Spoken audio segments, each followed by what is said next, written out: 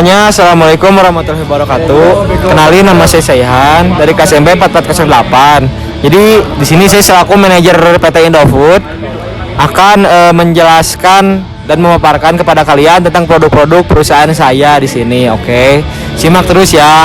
Oke teman-teman, di sini saya akan menjelaskan pertama-tama tentang perusahaan saya dulu. Jadi PT Indofood ini merupakan perusahaan yang berbasis di Indonesia yang utamanya bergerak dalam industri pengolahan makanan. Oke teman-teman, jadi saya akan bercerita sedikit tentang perusahaan saya. Jadi awalnya ini didirikan pada tanggal 14 Agustus 1990 yang diubah dengan akta nomor 249 pada tanggal 15 November 1990 yang diubah kembali dengan akta nomor 17 tanggal 20 Juni 1990. Semuanya dibuat di hadapan Pak Beni Krisanto dan notaris di Jakarta yang mendapatkan persetujuan dari Menteri Kehakiman Republik Indonesia. Terus PT Indofood ini mendirikan cabang di Padang pada bulan Mei 1992 dengan nama PT Karya Pangan Inti Sejati yang merupakan salah satu cabang dari PT Samaru Food Manufacture Company yang berpusat di Jakarta dan mulai beroperasi pada bulan Oktober 1992. Dan pada saat itu jumlah karyawannya ada sebanyak 12 orang. Pada tahun 1994 terjadi pergabungan antara perusahaan yang berada di lingkup Indofood. Jadi visi misi perusahaan saya di sini yang pertama visi dulu ya, menjadi total food solution company, atau jadi kalau makanan-makanan itu solusinya ya ke PT Indofood gitu. Dan misinya yang pertama ada meningkatkan karyawan kami dan proses teknologi kami. Yang kedua untuk menghasilkan kualitas tinggi, motivatif, terjangkau. Ketiga, produknya itu pasti harus disukai oleh pelanggan. Yang keempat untuk memastikan ketersediaan produk-produk kami kepada pelanggan domestik dan internasional. Yang kelima untuk memberikan kontribusi dan peningkatan kualitas hidup masyarakat Indonesia dengan penekanan pada gizi. Yang kedua dan yang terakhir untuk meningkatkan stakeholder value. Oke teman-teman, jadi di sini ada SWOT-nya perusahaan Indofood. Yang pertama strength atau kekuatan. Jadi yang pertama itu untuk cita rasa Indonesia. Yang kedua memiliki banyak anak perusahaan. Yang ketiga banyak penghargaan dan reward yang didapat. Tapi ini telah terbukti ya, karena membuktikan perusahaan Indofood adalah perusahaan yang berprestasi baik di tingkat nasional maupun internasional. Yang keempat, telah merambah pasar luar negeri. Jadi Indomie ini bukan hanya di negara tetangga seperti Singapura, Malaysia, Thailand, tapi udah ada di 80 negara di Eropa, Timur Tengah, Afrika hingga Amerika. Yang B, weakness. Yang pertama yaitu jadi terlalu banyak brand yang dikeluarkan. Yang kedua, permintaan pasar yang belum terpenuhi karena ya mungkin belum akrab di lidah konsumennya, jadi nggak cocok. Yang ketiga, besarnya biaya pemasaran yang digunakan. Jadi besarnya biaya pemasaran ini adalah biaya yang dikeluarkan untuk memasarkan produk-produk Indofood, tak hanya dari iklan maupun bisa juga dari dana terkuncul untuk mensponsori suatu event.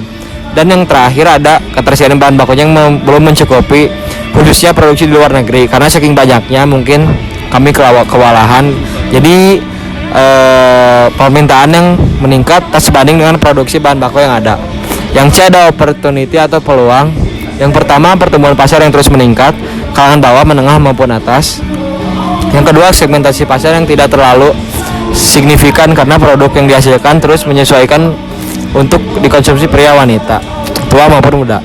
Dan yang ketiga, memanfaatkan e-bisnis dalam membantu mengembangkan pasar dan memperkenalkan produk melalui internet. Yang keempat, naiknya harga makanan pokok. Yang kelima, pola hidup masyarakatnya akan kebutuhan yang cukup tinggi. Jadi kan orang zaman sekarang mah ya suka makanan cepat saja gitu. Jadi simpel, enak tadi. Jadi itu Indomie jawabannya, terutama anak kos ya. Dan Indomie sangat menolong untuk melepas lapar tanpa mengeluarkan kocek yang cukup dalam.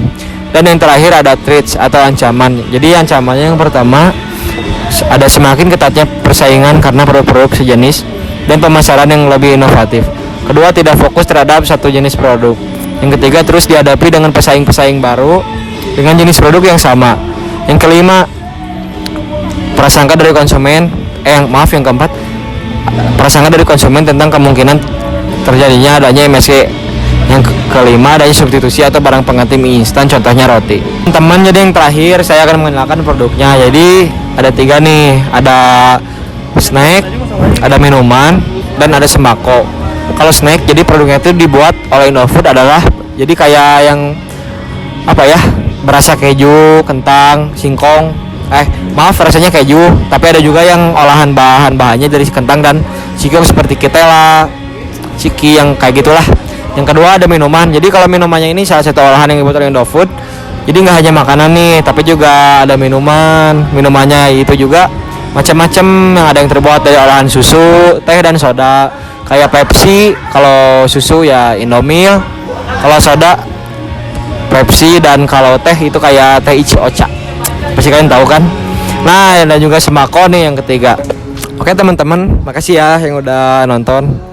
Jadi sekian aja presentasi dari saya. Maaf kalau ada salah kata-kata. Sekian dari saya. Wassalamualaikum warahmatullahi wabarakatuh.